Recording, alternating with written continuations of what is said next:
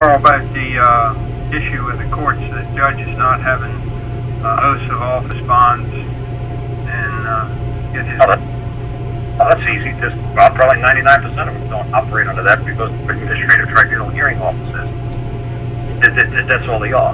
The really long way of saying it is civil administrative tribunal hearing officers. You find them a lot in Australia, it's stylized exactly like that. But here we call them judges. In England, they call them magistrates. Now, what's the best argument against them presiding over a case? If you want to go an administrative hearing, that's fine. I mean, there's nothing wrong with going into an administrative hearing if you believe that it's 100% in your favor. But if you want to pin them so where the other side can't open their mouth and say anything, that's when you drag them into a common law court of record. But an administrative hearing, like I said, they don't have to. Now, I've been asked many times to sit down here for workman's compensation and lawful termination hearings. So there's 5 of us that sit on a panel. I'm not under no constitution. I don't care if this clown starts yelling up and down, hey, I want my constitutional rights back. Dude, it's an administrative hearing, dude. Dude, nobody here took an oath of office. Do you take an oath of office? Are you going to pay me yet? No. You're not going to be here either.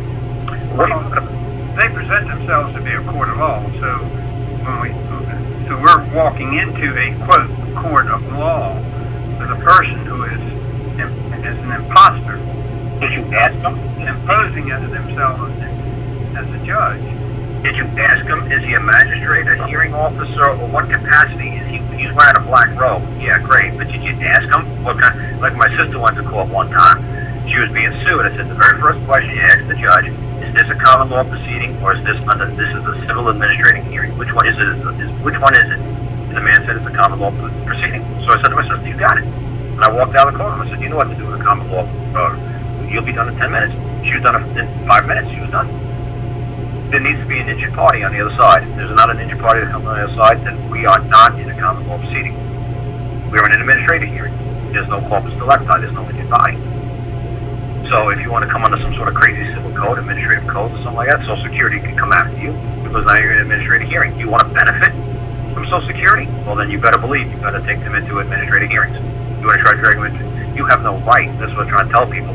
The Supreme Court made a couple of rulings with people who tried to drag Social Security into common law courts back in the 60s. And the Supreme Court said, you have no right to that trust. You have no right to that fund. You have no right to that Social Security Act. That is not yours. And everybody wanted to believe it was theirs. It's like, no, you're the beneficiary. You're not the trustee. You're not the trustor. You're just a beneficiary, and you can be denied at any time. In my recent bankruptcy, I challenged her jurisdiction. She never responded. I challenged it again. She didn't respond, but I got a letter from the United States Bankruptcy Court telling me the documents I requested could be obtained from Honorable Thomas Hogan and gave the address in Washington, D.C. I wrote him. I didn't get an answer. I got a little nasty. 2 months later, I wrote a second letter, and I sent it certified mail, and demanded an answer within 15 days. Either supply the documents or tell me why they could not supply the documents. I got no answer. I've gone into the paper with a notice, public notice, that she has no documents. Prima facie evidence is not produced.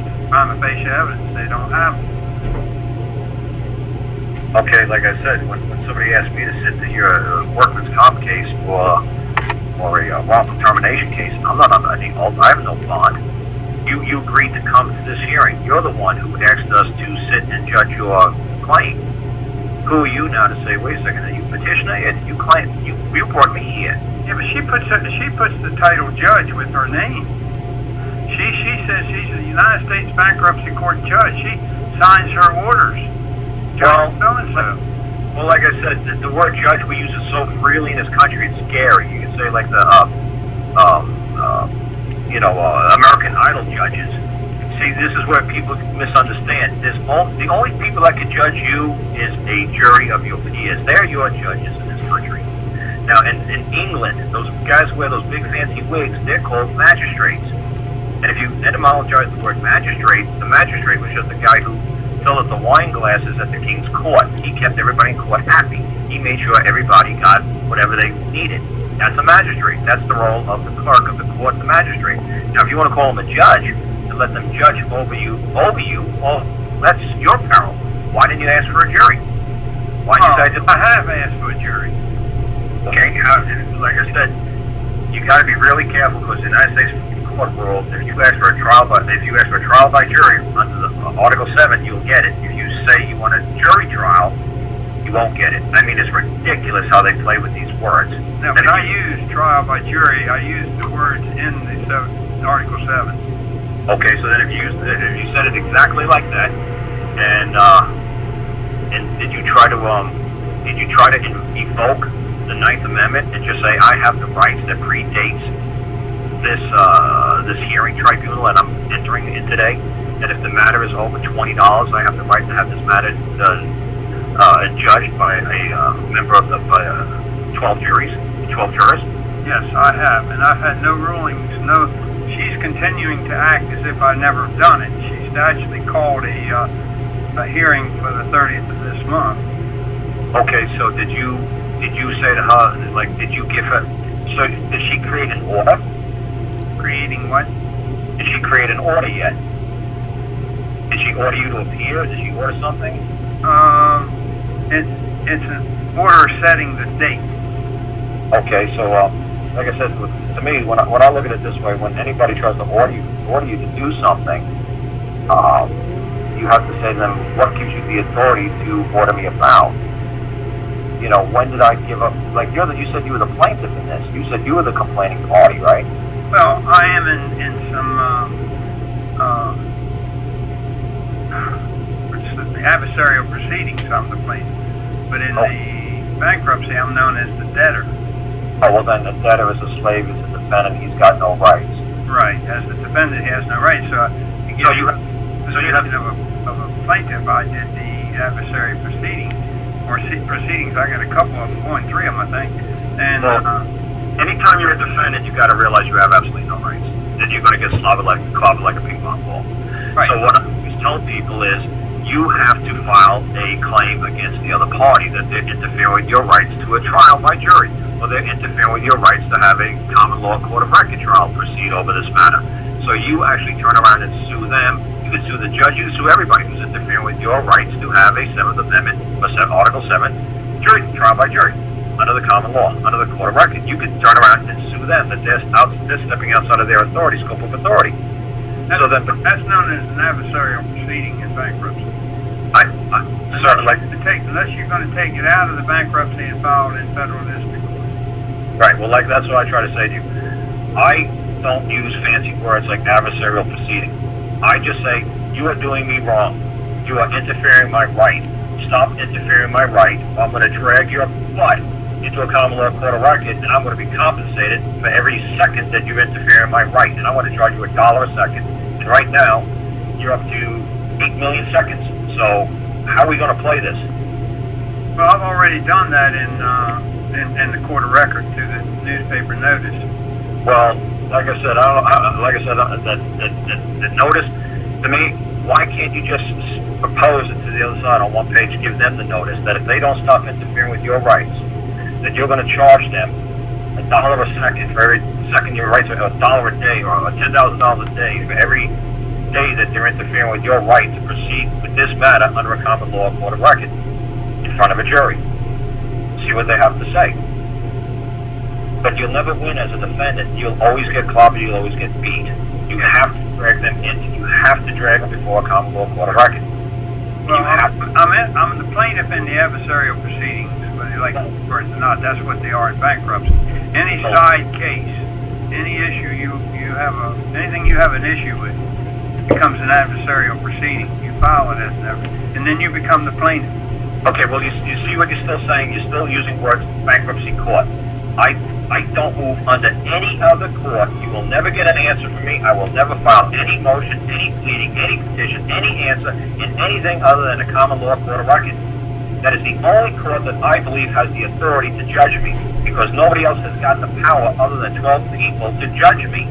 The man in the black robe is a magistrate. He is not a judge. In America, we call them judges for some godly reason I don't know. Go to England, they're not called judges. They say, you see that jury box over there? Yeah, that's your judges. You see the man with the big wig and those 2 guys sitting there with the little wigs? Those are your magistrates. The judges are over there. Talk to them.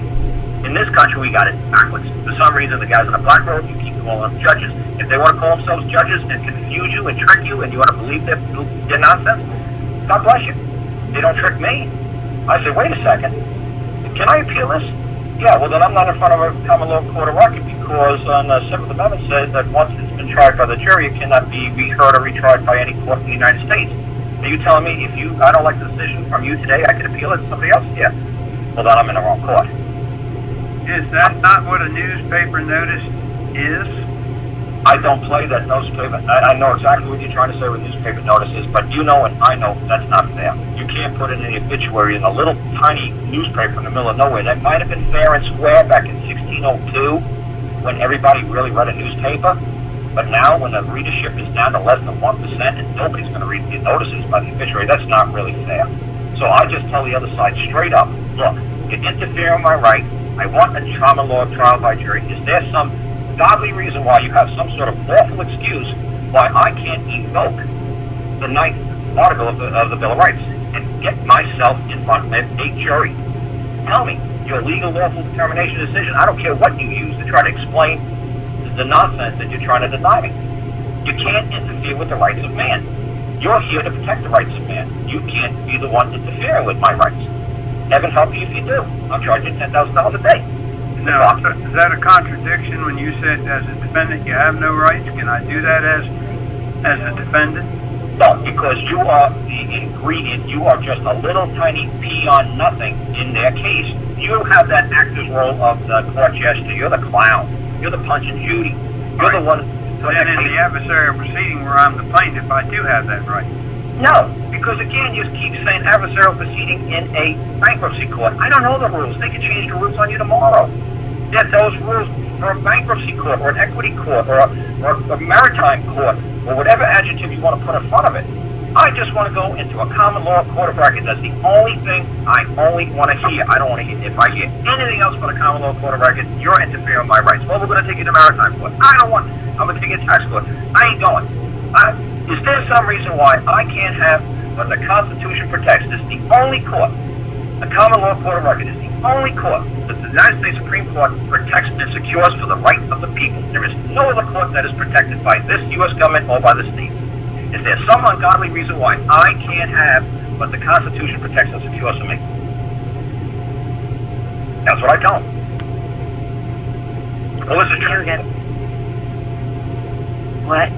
Do you have a comment on how you change your standing when you're in bankruptcy? Do you just... You just a whole new case. You start a whole new pleading, a whole new case, a whole new suit, a whole new everything. I get so far away from their silly nonsense. The only thing I refer them to is the man who's interfering with my rights is some guy named a magistrate, judge, head clerk Smith, and some prosecuting guy who says he works in the Attorney General's office. Read my lawsuit. I put it on Angela's website. See how I stylized it. See how I explained how they're wrongdoers. They're not defendants. They're wrongdoers. You won't see a word defendant anywhere in my lawsuit. They did me wrong. I want to be compensated for the wrong. Am I fighting these men? No. If I was fighting them, I'd say put up your dukes, defend yourself. I don't want to fight them. I'm telling them, you did me wrong, I want compensation. And if they say no, you know what, I'm turning to the jury. Jury, did these people do me wrong? Yes. You tell them to give me money now. Okay, give this man money. I'm not fighting this man. I'm not bringing the controversy to the public. I'm not calling them defendants. I'm not fighting these men. I'm bringing my case, my claim, before a jury. And I'm telling them, pleading my heart out to the jury, look, these men did me wrong. I want to be compensated for the wrongdoings that these men did to me. Please tell these men to stop doing the wrong they're doing to me and compensate me $10,000 a day for every time they did it to me. Now, if you think that's excessive, jury, don't give me so much. Give me $1. I don't care, but tell these men to stop doing what they're doing, please. And that's the way I word it. You see the cover of my lawsuit. I don't put the letter V in there.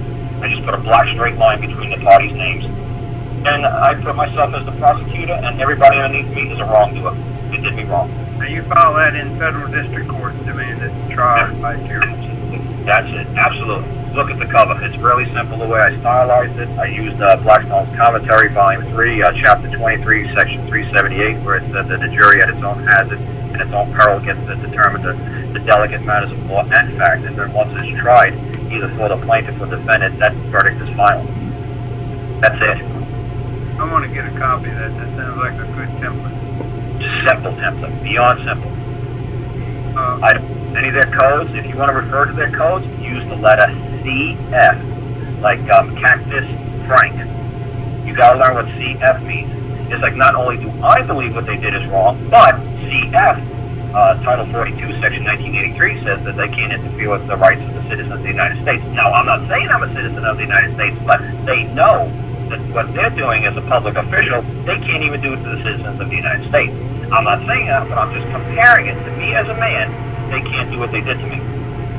So always compare what they did wrong to you to what the United States Supreme Court agrees is what's wrong, what the state statutes say is wrong, what the citation of the Bible says is wrong to you, but you always use CF. Like if you look at my lawsuit, you say, wow, he's got CF like everywhere. Compare that to United States Supreme Court ruling in Plastic versus CIA. Look at that as compared that to Blackstone's commentary. Look at that compared to Alabama Code of 1985, Section 36.1, 36.5. Compare that with.